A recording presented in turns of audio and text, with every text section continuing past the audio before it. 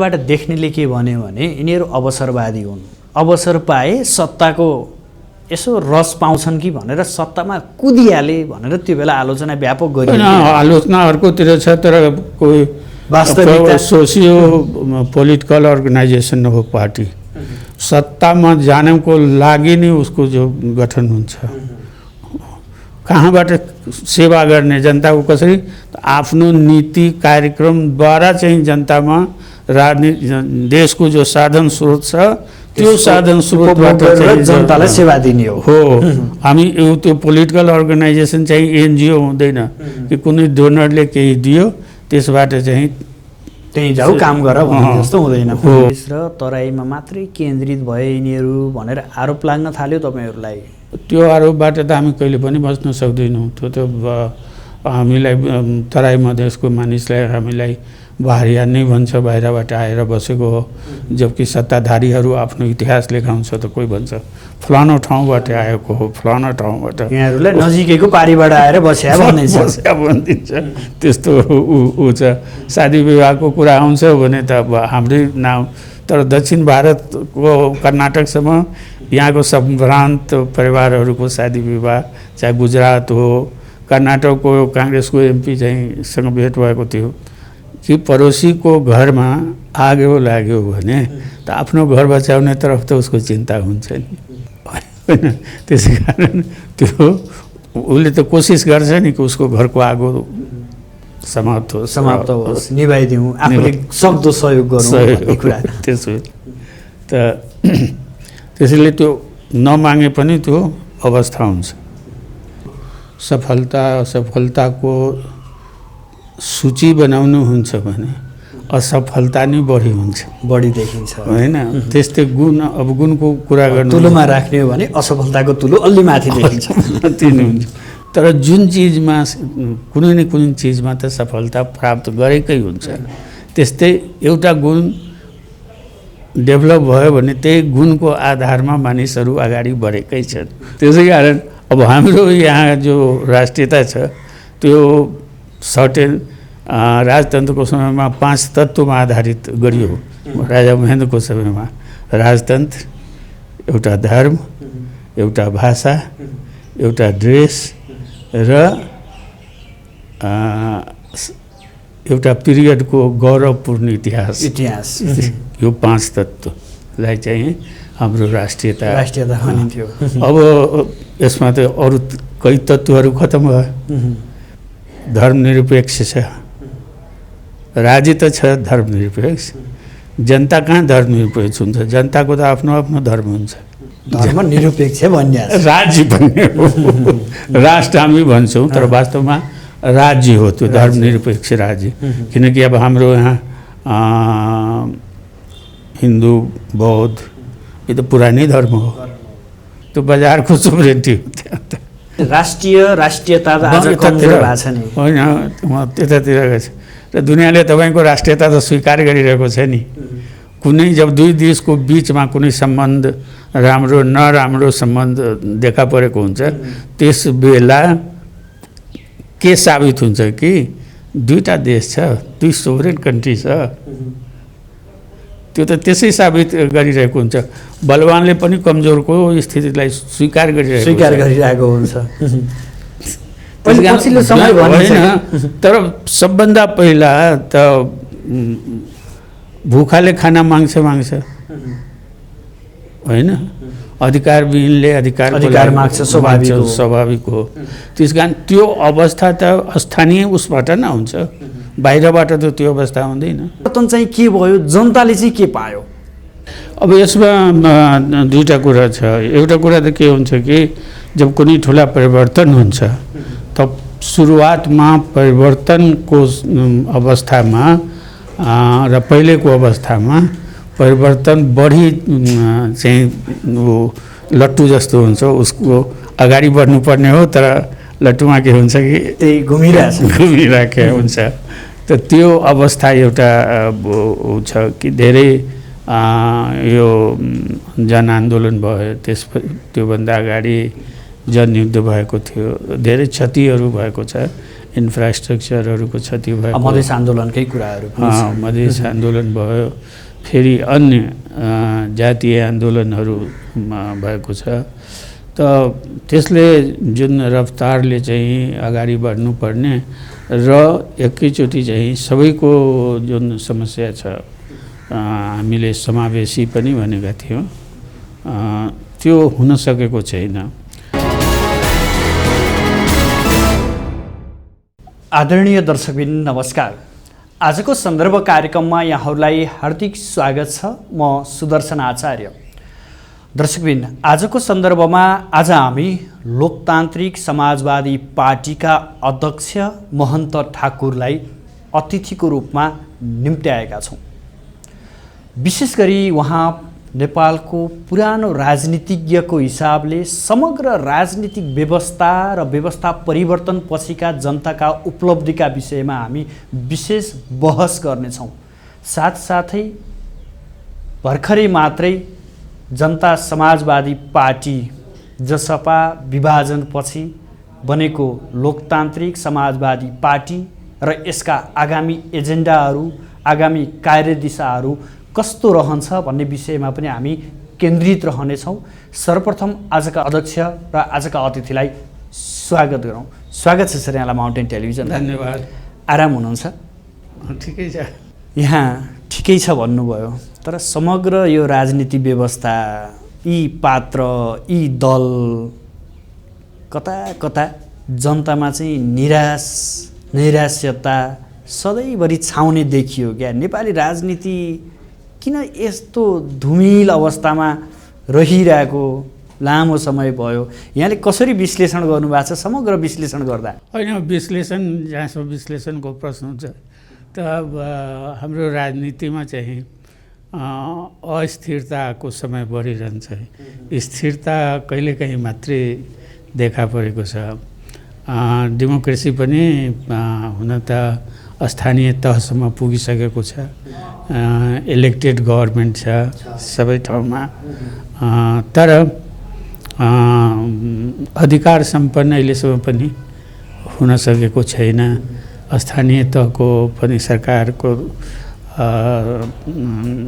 र प्रदेश सरकारको पनि जुन सेक्रेटेरिएटहरू छ, कर्मचारीहरू, त्यो सबै माने जेनरल एडमिनिस्ट्रेसन पनि अहिलेसम्म सङ्घीय सरकारको, आन्तरिक सुरक्षा पनि सङ्घीय सरकारको, जुडिसियरीको पनि संरचना पहिले जस्तो नै छ। समग्रमा भन्नुपर्दा केन्द्रबाटै अहिलेसम्म शासन प्रणालीका जति पनि पाटोहरू छ यहीँबाटै लगाइदिएको छ। यद्यपि भन्नलाई सङ्घीयता भनिएको छ। हो, सबभन्दा त अर्थ हुन्छ होइन। अर्थ पनि चाहिँ अहिलेसम्म सङ्घैको हातमा छ। यहाँबाट जो जाने हो त्यसैमा काम गर्नुपर्ने स्थिति छ। त्यसकारण जुन एजेन्डासहित हामीले यसको सङ्घर्ष गरेका थियौँ कि पहिचानको, र यो एजेन्डा चाहिँ जनआन्दोलनको एजेन्डा हो। विभिन्न जातिले त्यो एजेन्डाको लागि अलग आन्दोलन पनि गरेका छन्। त्यो अनुसारको सङ्घ बनेन। प्रश्न पहिला थियो कि आइडेन्टिटीको आधारमा, पहिचानको आधारमा विभेद हुँदै आएको छ नेपालमा। त्यो विभेदलाई चाहिँ अन्त गर्ने र अन्त कसरी हुन्छ त्यो निरङ्कुशताको अन्त गर्ने। सुरुमा निरङ्कुशता मात्रै थियो, राजतन्त्र थिएन। पछि गएर चाहिँ निरङ्कुश राजतन्त्र, टोटली यो पनि थिएन कि राजतन्त्र खतम पार्ने, तर निरङ्कुश राजतन्त्र चाहिँ समाप्त अन्त गरेर सङ्घीय संरचना बनाउने, राज्यको पुनर्संरचना गर्ने। अब त्यो पनि व्याख्या गरिएको थिएन, परिभाषा गरिएको थिएन। धेरै चिज पूर्ण लोकतन्त्र ल्याउने। अब पूर्ण लोकतन्त्र आफै पूर्ण शब्द हो होइन, त्यसलाई पनि कसरी पूर्णता पूर्ण अब त्यहाँ सङ्केत थियो कि राजतन्त्र र प्रजातन्त्र या लोकतन्त्र साथसाथ गइरहेको छैन, जानै सक्दैन। बार चाहिँ राजतन्त्रबाट हस्तक्षेप भइरहेको छ। त्यसैले पूर्ण त्यसबेला पनि बचाएकै हो, पूर्ण प्रजातन्त्र भनिएको थियो त्यो बेला पनि आन्दोलनको बेलामा भनिएको थियो। त त्यो अनुसार भएन र जुन विभेदहरू थियो त्यो विभेदहरू अहिले पनि। ठाकुरजी, मैले जान्न चाहेको कुरा के भने यहाँ राजनीति गरेर यो अवस्थासम्म पुग्नुभयो, यहाँले धेरै व्यवस्था हेर्नुभयो नेपालका। यद्यपि छिटो छिटो व्यवस्था परिवर्तन त भए, तर ती व्यवस्था स्थापित गर्न कसैले जोड दिएन, तर परिवर्तनका नाममा चाहिँ अर्को परिवर्तन ल्याउन सबैले भूमिका खेले। यहाँले हेरेको त्यो विगत 46 अगाडिको विगत र 46 पछाडिको विगतलाई हेर्दाखेरि परिवर्तन चाहिँ के भयो, जनताले चाहिँ के पायो? अब यसमा दुईटा कुरा छ। एउटा कुरा त के हुन्छ कि जब कुनै ठुला परिवर्तन हुन्छ तब सुरुवातमा परिवर्तनको अवस्थामा र पहिलेको अवस्थामा परिवर्तन बढी चाहिँ वो लट्टु जस्तो हुन्छ, उसको अगाडि बढ्नुपर्ने हो, तर लट्टुमा के हुन्छ कि त्यही घुमिरहेको हुन्छ।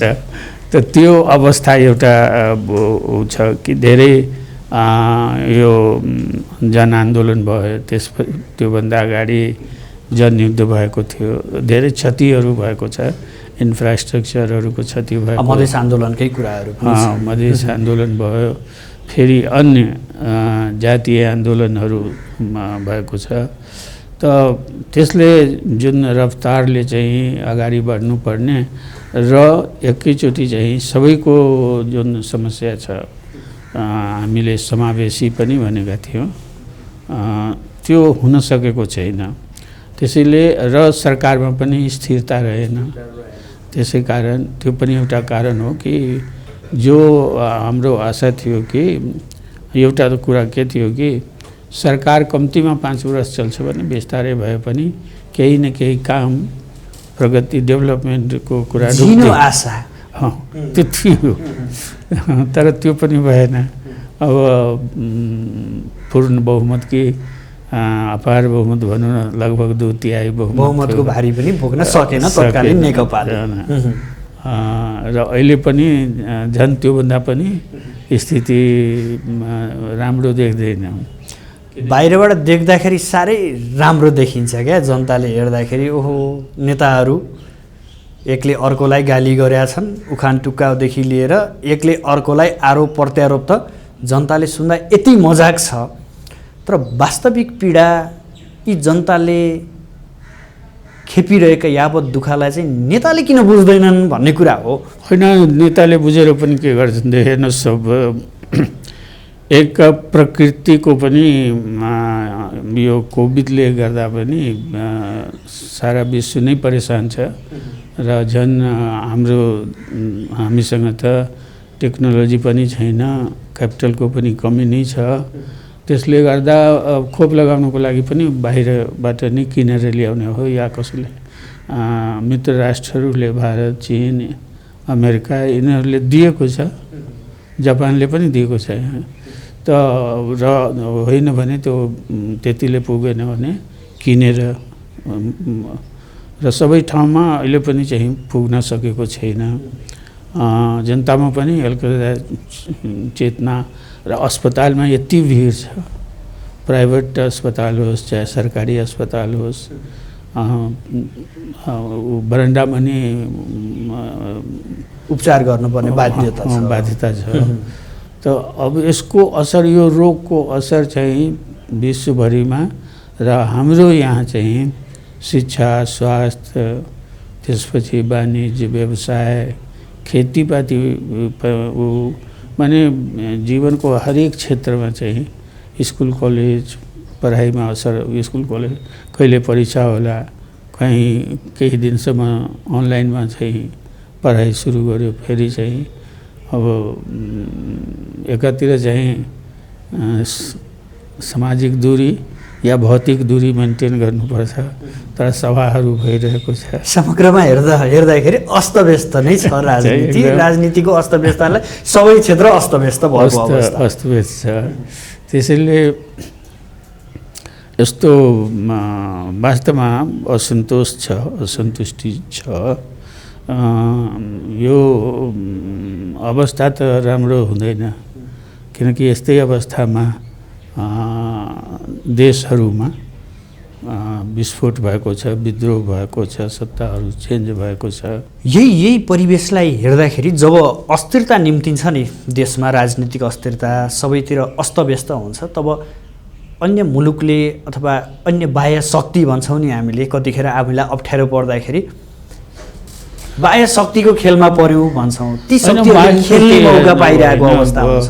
बाह्य शक्तिको कुरा जहाँसम्म आज पहिलेको यो होइन, सञ्चार यति विकसित भइसकेको छ कि त अहिले हामी बोलिरहेका छौँ, कुरा गरिरहेका छौँ र यो बाहिर पनि गइरहेको होला होइन। त त्यसै कारण एकअर्कालाई सोभरेन्टीको जुन कुरा गर्छ नि, त त्यो उसको एउटा सीमित छ। मार्केटमा जानुहुन्छ कि त राष्ट्रको सोभरेन्टी रहन्छ र त्यो बजारको सोभरेन्टी हुन्छ। राष्ट्रियता त आज कमजोर भएको छ नि होइन, त्यतातिर गएछ र दुनियाँले तपाईँको राष्ट्रियता त स्वीकार गरिरहेको छ नि। कुनै जब दुई देशको बिचमा कुनै सम्बन्ध राम्रो नराम्रो सम्बन्ध देखा परेको हुन्छ, त्यस बेला के साबित हुन्छ कि दुईटा देश छ, दुई सोभरेन कन्ट्री छ। त्यो त त्यसै साबित गरिरहेको हुन्छ। बलवानले पनि कमजोरको स्थितिलाई स्वीकार गरिरहेको हुन्छ। तर सबभन्दा पहिला त भुखाले खाना माग्छ होइन, अधिकारविहीनले अधिकार माग्छ, स्वाभाविक हो। त्यस कारण त्यो अवस्था त स्थानीय उसबाट न हुन्छ, बाहिरबाट त त्यो अवस्था हुँदैन। त्यस कारण विस्फोट त आफ्नै उसमा हुन्छ नि। अब छिमेकीको घरमा आगो लाग्यो भने अब अर्को छिमेकी चुपचाप कहाँ बस्छ र? ऊ त आफ्नो घरको त चिन्ता हुन्छ नि उसको। मैले यहाँलाई जोड्न खोजेको कुरा यो राष्ट्रियता कमजोर भयो पछिल्लो समय। राष्ट्रियताको परिभाषा नै त्यस्तै छ। नेताहरू महिमत्व भए भन्छन् क्या होइन। जहाँसम्म राष्ट्रियताको कुरा तपाईँले उठाउनु भयो, हाम्रो यहाँ चाहिँ राष्ट्रियता के हो, युनिफाइङ फ्याक्टर हो, तर त्यो डिसिसिभ फ्याक्टर पनि हो। अलग पनि गरिदिन्छ होइन, अरूभन्दा त अलग गरिदिन्छ। दोस्रो, राष्ट्रियता र देशभक्ति अलग अलग कुरा हो। देशभक्ति के हो कि देशको लागि कुनै उसको भक्ति हुन्छ, निस्वार्थ भक्ति हुन्छ। ऊ आफूलाई मार्न जान दिन सक्छ।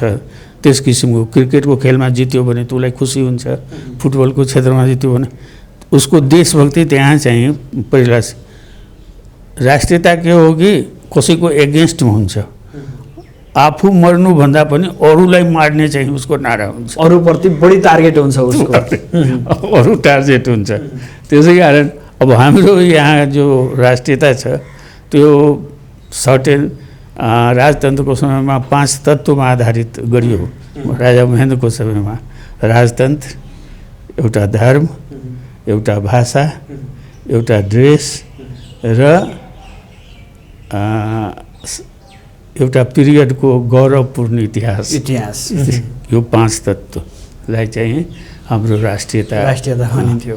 अब यसमा त अरू कई तत्त्वहरू खतम भयो। धर्मनिरपेक्ष छ, राज्य त छ धर्मनिरपेक्ष, जनता कहाँ धर्मनिरपेक्ष हुन्छ? जनताको त आफ्नो आफ्नो धर्म हुन्छ।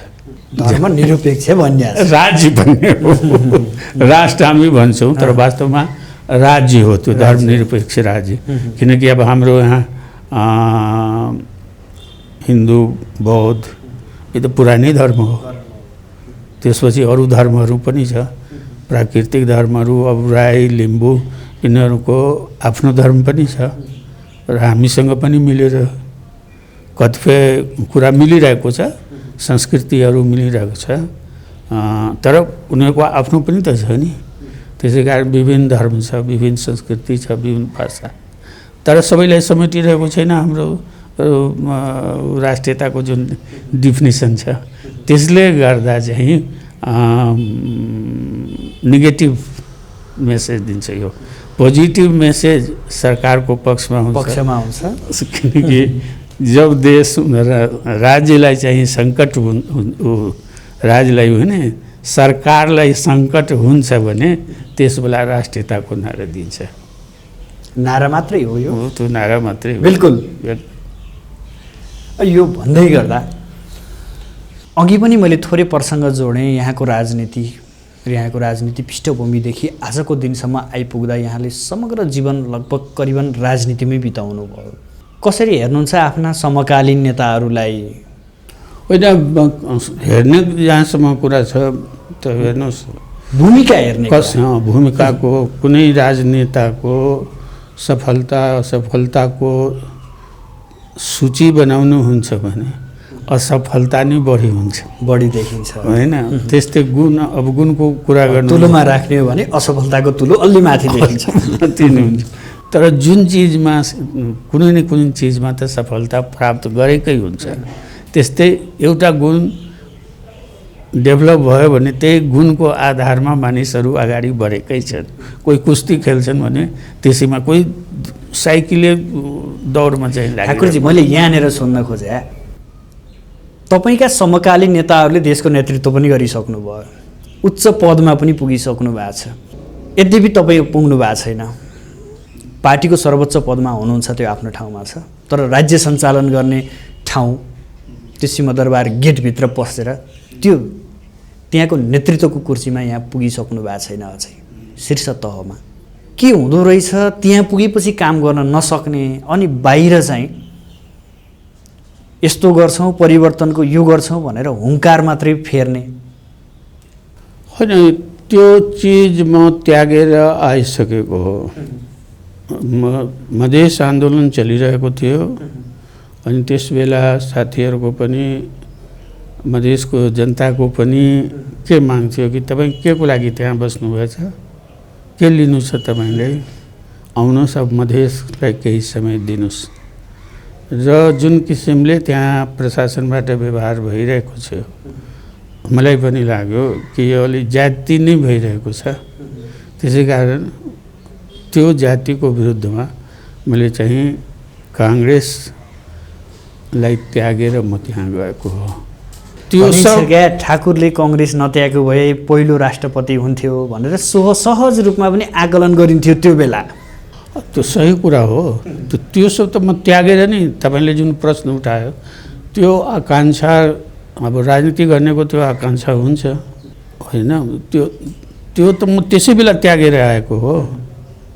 तपाईँले त्याग्नुभयो, यद्यपि त्यो तहमा पुगेका नेताहरूले, तपाईँका समकालीन साथीहरूले किन काम गर्न सक्नु भएन त्यो पदमा? अप्ठ्यारो कस्तो हुँदो रहेछ राजनीतिमा भन्न खोजेँ मैले। अब त्यो त यो प्रश्न त उहाँहरूसँग सोध्ने प्रश्न हो। उनको क्षमताको कमी थियो कि अथवा त्यो वातावरण या पोलिटिकल जुन अवस्था छ त्यसले गर्दा होस्। सो देख्दाखेरि त कोही कमजोर त देखा पर्दैन, न ओलीजी कमजोर, न शेरबहादुरजी कमजोर, न भट्टराईजी, न प्रचण्डजी, कोही त्यस्तो व्यक्तित्व सबै सङ्घर्षै गरे आफ्नो आफ्नो ढङ्गको। पक्कै उहाँको योगदान आफ्नो ठाउँमा सही होला। यद्यपि राज्य सञ्चालन गर्न चाहिँ किन असफल भइरहेछन् नेपालको नेतृत्व वर्ग भन्न खोजेँ मैले। नेतृत्व वर्गको अब एक त प्रारम्भिक अवस्था हो हाम्रो। पटक पटक लोकतन्त्र आयो तर उसको निरन्तरता पाएन र अहिले पनि चाहिँ उकुस मुकुस छँदैछ। लोकतन्त्रवादीहरूको एउटा धारणा छ, वामपन्थीहरूको अर्को धारणा छ। त्यसको बिचमा पनि कम्पिटिसन छ, फेरि त्यो मिलेर काम पनि गरिरहेको छ। त स्थिरता चाहिँ राजनीतिक स्थिरता नभएको हुनाले, नआएको हुनाले पनि नेतृत्वहरूमाथि दबाब छ। दोष कहाँनिर? र दोष त अब हाम्रो चाहिँ एउटै पक्षलाई दिन त हुँदैन। हाम्रो चाहिँ भू राजनीतिको पनि प्रभाव पर्छ। भू राजनीतिक प्रभाव, भू राजनीतिको पनि प्रभाव पर्छ। जति भने पनि के छ कि उसको प्रभाव चाहिँ सीन अनसीन दुईटै रूपमा चाहिँ पर्छ, नपर्ने होइन। जो वातावरण हुन्छ त्यसैबाट तपाईँको स्वभावको निर्माण हुन्छ। तपाईँको धेरै चिज, खानपान, रहनसहन सबै कुराले प्रभाव पार्छ त्यहाँ पार्छ। भूगोलले डिसाइड गरिरहेको छ हो। अब हाम्रो हिमालमा जो खानपान छ मधेसमा त्यो छैन। मधेसमा जो हल्का लुगा लगाउँछ त्यो हिमालमा चाहिँ त्यो लुगाले पुग्दैन। त्यसैले भूगोल धेरै चिज डिसाइड गर्छ र पावर पनि डिसाइड गर्छ। पावर पोलिटिक्स पनि भूगोलले चाहिँ निर्णायक रूप लिन्छ कहिलेकाहीँ। समग्र अवस्थामा, नर्मल अवस्थामा ठिक छ, सब चिज चलिरहेको हुन्छ। तर तपाईँले सुरुमा एउटा प्रश्न गरिदिनु भयो कि यस्तो अवस्था आयो भने बाहिरी उसले चाहिँ उसको बढ्छ, हास्य बढ्छ। त त्यो कारण के हो कि जस्ट जो त्यो मैले त्यस बेला जवाब दिएको थिएँ कि पडोसीको घरमा आगो लाग्यो भने त आफ्नो घर बचाउने तरफ त उसको चिन्ता हुन्छ नि, होइन? त्यसै कारण त्यो उसले त कोसिस गर्छ नि कि उसको घरको आगो समाप्त होस्, निभाइदिउँ, आफूले सक्दो सहयोग गरौँ भन्ने कुरा। त्यसो त त्यसैले त्यो नमागे पनि त्यो अवस्था हुन्छ। अब मैले थोरै पार्टीभित्रका कुराकानी गरेँ। यहाँहरूले अहिलेको जुन संविधान छ त्यो संविधानलाई संशोधन गर्नुपर्छ भनेर सुरुका दिनदेखि नै उठाउँदै आएको कुरा हो र संविधान दिवसलाई पनि यद्यपि यहाँहरूले कालो दिनको रूपमा मनाइरहनु भएको छ, आजको दिनसम्म आइपुग्यो। यो बिचमा सत्ता परिवर्तन धेरै भए, तर तपाईँहरूले संशोधनको लागि उठाएको मागहरू संशोधन गरे जस्तो गर्ने चरित्र देखियो तर गरिएन। कारण के? संशोधन नै नभएको होइन, दुईटा संशोधन त भइसकेको छ। मैले भने नि गरे जस्तो गरियो होइन, गरे जस्तो गरेको होइन, त्यो वास्तविकता हो। त्यो हेर्नुहोस्, संविधान सभाको समयमा दुईटा संशोधन भयो। एउटा संशोधन त प्रतिनिधि सभामा संशोधन भयो जसमा कि हाम्रो जुन माग थियो कि मधेसमा आधा जनसङ्ख्या, आधाभन्दा बढी छ तो उसको कम्तीमा आधा सीट हुनुपर्ने, माने जनसङ्ख्याको आधारमा प्रतिनिधित्व र जनसङ्ख्याको आधारमा चाहिँ कन्स्टिट्युन्सी, क्षेत्र निर्धारण हुनु पर्यो। त्यो हाम्रो एउटा माग थियो। त्यसमा चाहिँ दुईटा संशोधन भएको छ। एउटा त प्रतिनिधि सभामा, दोस्रो हाम्रो माग थियो राष्ट्रिय सभाको कुरा। त राष्ट्रिय सभाको अहिलेसम्म भएको छैन। तेस्रो चाहिँ हाम्रो स्थानीय तहको, त्यसमा चाहिँ ऊ भएको छ, संशोधन भएको छ र अन्तिम संशोधन दुई पटक भयो। अन्तिम संशोधनमा चाहिँ 25 सीट बढाइयो। त्यसमा 4 चाहिँ पहाडतिर गयो, 21 चाहिँ मधेसतिर आयो। त्यसमा पनि के भयो कि 9 प्रदेश नम्बर 2 र यतापट्टि अरू जो मधेसको भाग थियो त्यहाँ चुनावी प्रक्रिया सुरु भइसकेको थियो, किनकि 3 चरणमा चुनाव भइरहेको थियो त्यो बेला। सबै लास्टमा 2 नम्बर प्रदेशमा भएको थियो। त त्यहाँ चाहिँ 9टा संशोधन चाहिँ लागू गरियो, भयो। बाँकी संशोधन चाहिँ अरू ठाउँमा चाहिँ हुन सकिरहेछ। त्यसै कारण एउटा त्यो कुरा छ। अर्को चाहिँ नागरिकताको कुरा। यो सधैँको लागि हाम्रो टाउको दुख, सबैभन्दा टाउको दुखाइको विषय यही बनिएको छ अहिलेसम्म। जहिले पनि नागरिकताको कुरा गर्ने प्रश्न उठ्ने। अब अहिले नागरिकता बन्न साथ एउटा के धारणा हुन्छ कि यो मधेसको समस्या होइन हो, तर वास्तवमा मधेसको मात्रै होइन, पुरै देशको समस्या हो। यो काठमाडौँमा पनि देखा पर्यो, कतिपय चाहिँ बिना नागरिकताको उनीहरू बडा प्लिज थिए, अखबारमा पनि आयो उनीहरूको कुरा। त्यस्तै पहाडमा पनि पहाड हिमालसम्मका समस्या छन् नागरिकतामा सरसर्ती हेर्दाखेरि, यद्यपि माथिका कम होला नि, तलका बढी होला नि, त्यो स्वाभाविक रूपमा चाहिँ हेरौँ, जनसङ्ख्याको हिसाबले पनि हेरौँ। त त्यसैले तर त्यसमा पनि प्रयास भयो, प्रयास नभएको होइन। प्रतिनिधि सभामा विधेयक आएको छ, तर 3 वर्ष भइसक्यो त प्रस्तुत हुन्न, थन्किया बसिरहेको अवस्था छ। अब अहिले अध्यादेश आयो ओलीजीको समयमा, ओलीजीले ल्याउनु भयो अध्यादेश, तर सर्वोच्चले चाहिँ त्यसलाई मानेन। त त्यसै कारण हाम्रो मुद्दा अहिले पनि छ, अहिले पनि हामी सन्तुष्टि छैन हाम्रो संविधान।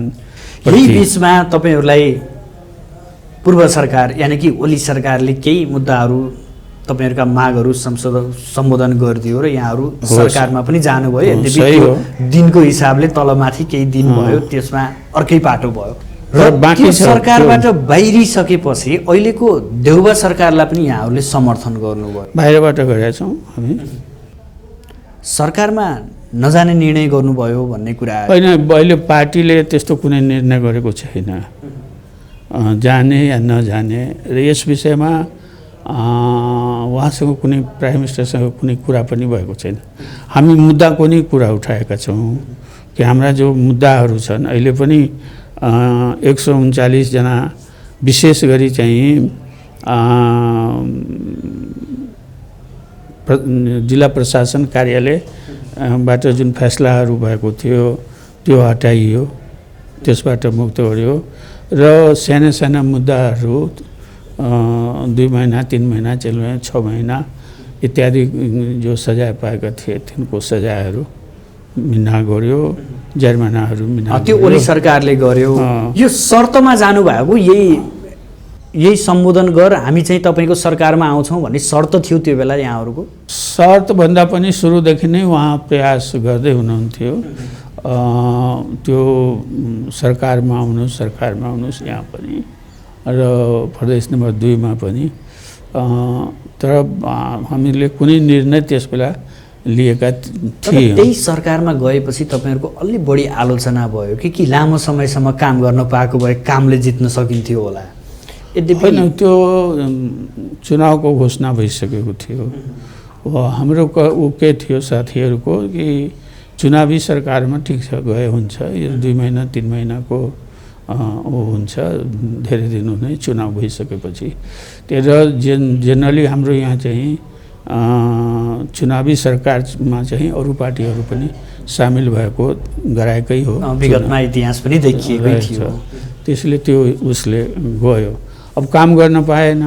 तर बाहिरबाट देख्नेले के भन्यो भने यिनीहरू अवसरवादी हुन्, अवसर पाए सत्ताको यसो रस पाउँछन् कि भनेर सत्तामा कुदिहाले भनेर त्यो बेला आलोचना व्यापक गरियो। आलोचना अर्कोतिर छ, तर कोही वास्तविकता सोसियो पोलिटिकल अर्गनाइजेसन हो पार्टी।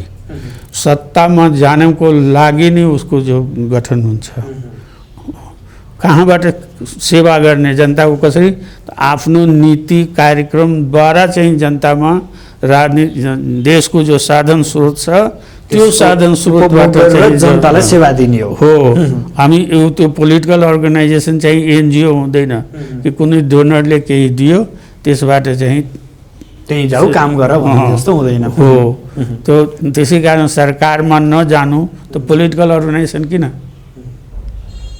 अरू अर्गनाइजेसन त्यो एनजिओ खोले भइहाल्छ नि। त्यसै कारण त्यो आलोचना त त्यो हिसाबले अब जब बहुमत आएको छ उसले सरकारै नबनाउनु, सरकार बनायो ऊ भयो आरोप लगाउन सकिन्छ। अनि यो देउवा प्रधानमन्त्री भएपछि तपाईहरु बालुवाटार जानु भएको छ कि छैन? आफ्ना मागहरू देउवा सरकारलाई राख्नु भएको छ कि छैन? म व्यक्तिगत रूपमा पनि पहिला व्यक्तिगत रूपमा गएर बधाई दिएँ, त्यहाँ प्रतिनिधि सभामा पनि बधाई दिएकै हो। त्यसपछि मैले त्यही राखिदिएँ कि हाम्रो मुद्दाहरू बाँकी छ, उसको सम्बोधन हुनुपर्छ। अहिले पनि बाँकी छ, जेलमा छ हाम्रा साथीहरू, तारिखमा छन् साथीहरू। त्यसै कारण असन्तुष्टि छ र यही अवस्था रह्यो भने त कहिलेकाहीँ विस्फोट हुन्छ। जवाफ के आयो त्यहाँबाट? होइन, जवाब त उहाँहरूले पहिलेदेखि नै दिइरहन्छ, होइन हामी गर्छौँ, सबले सम्झौतै गरेको हो। जो आए हामी गर्छौँ भनेकै हो, होइन लिखित रूपमा। अन्तिममा प्रचण्डजीसँग सम्झौता गर्दाखेरि मैले रिफ्युज गरिदिएँ। मैले के भने कि यो post dated cheque of A declining bank लिएर के गर्ने हो? उधारो होइन, काम गरेर देखाइदिनुहोस्। अर्को कुरा, किनकि 3 बुँदे सम्झौता अलमोस्ट अल प्रधानमन्त्रीसँग भएकै हो। राजबन्दीलाई छोड्ने, मुद्दा फिर्ता लिने, यी अहिले पनि अब गर्न अहिले पनि तयार छ सबै भने। यो अहिलेको जुन गर्दिन त कसैले भने होइन नि त यहाँहरूलाई, तर नगरेको मात्रै न हो। अब अर्को कुरा, तपाईँहरू जसपा बन्नुभयो, यहाँहरूले भन्ने अनुसार उपेन्द्र यादव विभाजन हुन लागेको उपेन्द्र यादवलाई यहाँहरूले एउटा सर्कलमा ल्याएर राखिदिनु भयो। यद्यपि पछिल्लो समय उहाँहरूले फेरि धोका दिनुभयो भन्नुहुन्छ यहाँहरूले। अब त उहाँहरू अलग भएर गइसक्नुभयो, हाइसन्चो भयो होला है यहाँहरूलाई त? हाइसन्चोको कुरा होइन, हामीहरूको ऊ पनि थियो कि युनिटी हुनुपर्छ मधेसको पार्टीहरूमा, किन एजेन्डा एउटै छ, एजेन्डामा कसैको कुनै फरक छैन। तर विचार मिलेको थिएन नि तपाईँहरू त। म आउँदैछु नि त्यही। त्यसै कारण मिल्नुपर्छ भन्ने हाम्रो धारणा त थियो। र हामी प्रदेश सभाको 2 नम्बरको प्रदेश नम्बर 2 को चुनाव पनि साथै लडेको सरकार पनि बनाएको थियो। र त्यस बेलामा त्यहाँ उनको पार्टी आन्तरिक केही असन्तुष्टिले गर्दा टुट्ने अवस्थामा थियो। त त्यसै कारण हामीले जोगाइदियौँ भन्नुहुन्छ यहाँहरूले? होइन, त्यो त भएकै हो, त्यो वास्तविकता हो। त्यो हो, ऊ अलिकता पनि झुठो कुरा त्यो होइन, त्यो थियो, त्यो सत्यता थियो, त्यो वास्तविकता हो। त्यो कुरा वास्तविकता हो, त्यो टुटिरहेको थियो। अनि उहाँ परेशान, ठिक छ, हाम्रो चाहिँ बेलुकातिर बैठक बस्यो, संयुक्त बैठक, र हामी मिल्यौँ भनेर घोषणा कति छिटो मिल्यो कि त्यो समयमा? त्यही हो, यता इतिहास भूगोलतिर नजाने, हामी मिल्यौँ सक्यो। र बिहानै गएर चाहिँ निर्वाचन आयोगमा चाहिँ जानकारी गरिदिने, त्यही अनुसार भयो। त्यसै कारण त्यो त्यसपछिका तपाईँहरूका ती बाटोहरू कति असहज थिए? तपाईँहरूले न त्यहाँ विधि विधान बनाउन भ्याउनु भएको थियो, न तल्लो तहसम्म सङ्गठन विस्तार गर्न भ्याउनु भएको थियो, अल्पत्रै अवस्थामा हुनुहुन्थ्यो नि त यहाँहरू। त्यसै अवस्थामा कार्यप्रणालीमा अलिकता फरक थियो। त्यो तपाईँको प्रश्न पनि त्यही हो। हाम्रो स्कुलिङ लोकतान्त्रिक स्कुलिङ हो। उहाँहरूको वाम स्कुलिङबाट आउनुभएका अधिकांश नेता हुनुहुन्छ त्यहाँ हो। त त्यसै कारण काम गर्दाखेरि चाहिँ आफ्नै ढङ्गले उहाँ सुरु गर्नुभयो। त स्वाभाविक छ, यता पनि त्यही ढङ्गले आफ्नो ढङ्गले अगाडि बढ्यो। जस्तो किसिमले मानसिकता विकास भएको छ त्यही अनुसार काम भइहाल्यो त्यहाँनिर। अनि बिस्तारै त्यो विवादको रूप लियो। विवादको रूप लिँदाखेरि अब यो कुरा चाहिँ निर्वाचन आयोगसम्म पुग्यो। उहाँले आधिकारिकताको माग गरिदिनु भयो। त्यहाँ आधिकारिकताको माग भयो, छलफल त्यहाँ भयो। र निर्वाचन आयोगले के भन्यो कि निर्वाचन आयोग पार्टी तोड्ने काम गर्दैन, त्यो जोड्ने काम गर्छ, पार्टीको हितको काम गर्ने हो। त तपाईँहरूसँग चाहिँ एउटा धरै छ राजनीतिक दल सम्बन्धीको हो कि विवाद आएपछि दुवै पक्षले मिल्न चाहेमा जुन रूपमा मिलेर हुन्छ निर्वाचन आयोगले त्यसलाई मान्यता दिइहाल्छ। त्यो पनि समय तोकिया छ त्यहाँ। त त्यसै कारण तपाईँले समय लिन चाहनुहुन्छ भने लिनुहोस्। त अब सबैको विचार आयो। मैले अन्तिम समय के भने कि यदि मिलन बिन्दु कहीँ छ भने त्यसलाई खोजौँ र त्यो अनुसार अगाडि बढौँ। मिल्न नचाहेको यहाँहरू कि उहाँहरू? होइन, आधिकारिकताको माग गर्दा साथ त कुरा आधिकारिकको माग त उहाँहरूले पहिला गर्नु हो, त्यो त क्लियर भइहाल्यो नि। त अब त्यो अनुसार बाटो पनि क्लियर भयो। अहिले अब कसरी अगाडि बढ्दै हुनुहुन्छ? अहिले हामी सुदृढीकरण, पार्टीको सुदृढीकरणतर्फ अगाडि बढेका छौँ। जिल्ला जिल्लामा चाहिँ हाम्रो कार्यक्रमहरू चलिरहेको छ। हामी चाहिँ तर मधेस र तराईमा मात्रै केन्द्रित भए यिनीहरू भनेर आरोप लाग्न थाल्यो तपाईँहरूलाई। त्यो आरोपबाट त हामी कहिले पनि बच्न सक्दैनौँ। त्यो त हामीलाई तराई मधेसको मानिसलाई हामीलाई बाहिरिया नै भन्छ, बाहिरबाट आएर बसेको हो। जबकि सत्ताधारीहरू आफ्नो इतिहास लेखाउँछ त कोही भन्छ फलानो ठाउँबाट आएको हो, फलानो ठाउँबाट। यहाँहरूलाई नजिकैको पारीबाट आएर बस्या भनिदिन्छ। त्यस्तो ऊ छ। शादी विवाहको कुरा आउँछ भने त अब हाम्रै नाम, तर दक्षिण भारतको कर्नाटकसम्म यहाँको सम्भ्रान्त परिवारहरूको शादी विवाह, चाहे गुजरात हो, कर्नाटकको काङ्ग्रेसको MP चाहिँ सँग भेट भएको थियो हामीहरूको। अनि मेरो विवाह त काठमाडौँमा हो, कुनै राणा परिवारको या शाहवंशको। यहाँले देशैभरि सङ्गठनका कामहरू गरिरहनु भएको छ कि नितान्त अहिले कुनै क्षेत्रलाई बढी आधार मानेर त्यहाँ काम गरिरहनु भएको छ? ठाउँ ठाउँमा हाम्रो भइरहेको छ, सबै प्रदेशहरूमा। तर हाम्रो आधार बेस चाहिँ अहिलेसम्म त मधेसै हो। त मधेसको प्रत्येक जिल्लामा चाहिँ हामीले पठाइदिएका छौँ। तपाईँ जिल्ला दौडामा पनि हुनुहुन्थ्यो अलि 1-2 महिना अगाडि? होइन, अहिले पनि म हिजो नै आएको हो। माहौल कस्तो छ त्यतापट्टि तपाईँ जाँदै? त्यो त जनताको उत्साह छ, एकदम उत्साह छ। अब आगामी निर्वाचनमा यहाँहरू कसरी जाने योजनामा आउनुहुन्छ? कतै दलसँग गठबन्धनमा जोडिएर जाने हो कि अथवा अहिले त्यो गठबन्धनहरूको कुरा कसैको उठेकै छैन कोसँग।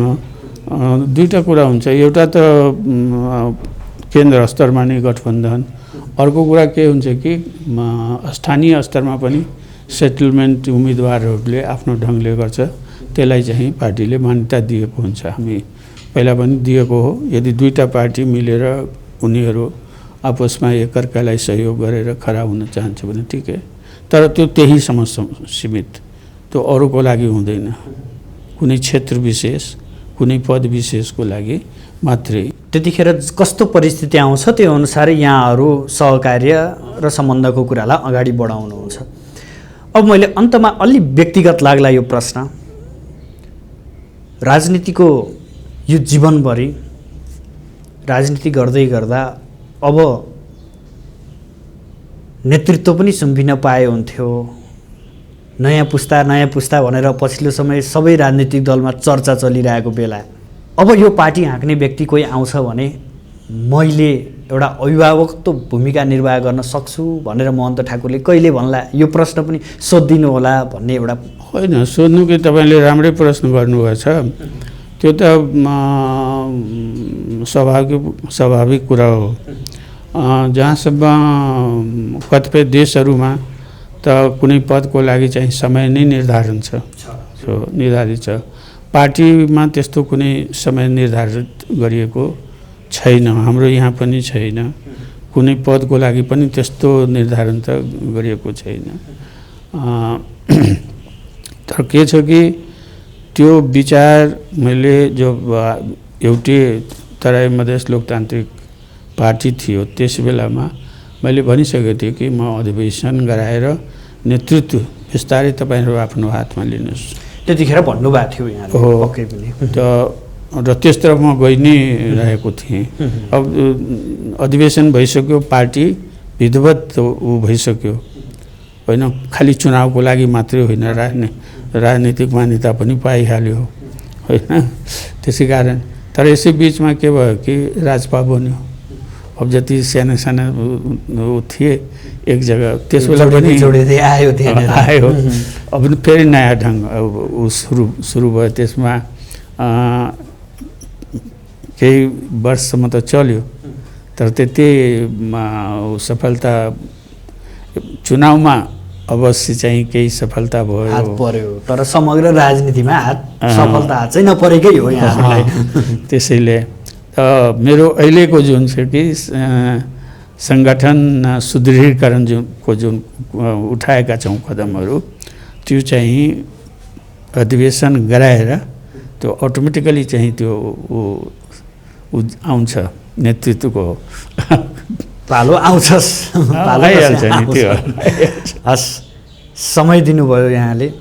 यहाँलाई शुभ विजयादशमी, दीपावली, छठ पर्व, नेपाल सम्मत लगायत नजिकिँदा चाडहरूको विशेष शुभकामना व्यक्त गर्दै तपाईँले पनि धन्यवाद छ, याद गर्नुभयो, आउनुभयो। म पनि अलि स्वास्थ्यको उसले गर्दा अनुकूलताका बिच पनि। हस्, दर्शकवृन्द, आज हामी विशेष गरेर लोकतान्त्रिक समाजवादी पार्टीका एजेन्डाका विषय, वर्तमान राजनीति र राजनीतिको यो पृष्ठभूमि देखिँदै गर्दा नेपालको अबको बाटो लगायतका विषयमा केन्द्रित रहेर बहस गऱ्यौँ। यसका लागि लोकतान्त्रिक समाजवादी पार्टीका अध्यक्ष महन्त ठाकुर हाम्रो अतिथि हुनुहुन्थ्यो। भोलि नयाँ विषयवस्तु र नयाँ अतिथिका साथ उपस्थित हुनेछु। अहिलेलाई भने बिदा दिनुहोस्। नमस्कार।